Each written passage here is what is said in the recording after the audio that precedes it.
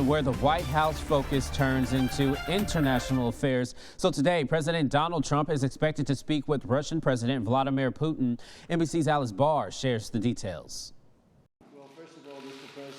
President Trump set to speak with Russian President Vladimir Putin today, pressing for an end to Russia's war on Ukraine. We're going to see if we can work a peace agreement, a ceasefire and peace, and I think we'll be able to do it. Heavy airstrikes continue as President Trump seeks to persuade Putin to accept a 30-day ceasefire that Ukraine agreed to last week. We're getting down to a very critical stage, and we want to get the whole Russia-Ukraine thing done.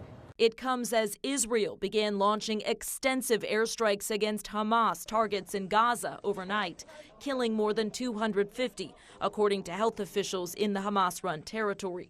Israeli officials accusing Hamas of failing to return hostages as part of a fragile ceasefire agreement and vowing to act with increasing military force. Israel will not stop until all of our hostages are back home.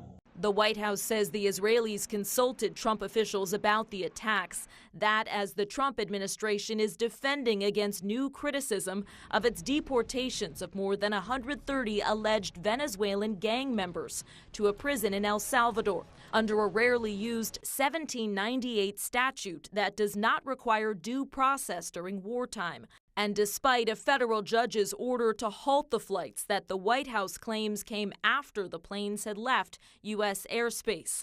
In a tense hearing Monday, the judge rebuked a Justice Department lawyer for refusing to answer key questions, the DOJ citing national security concerns as Trump officials promised to press ahead. That federal judge gave the Trump administration until noon today to answer questions about when those deportation flights took off compared to the judge's order to halt them, or give an explanation about why it cannot reply. In Washington, Alice Barr, NBC News.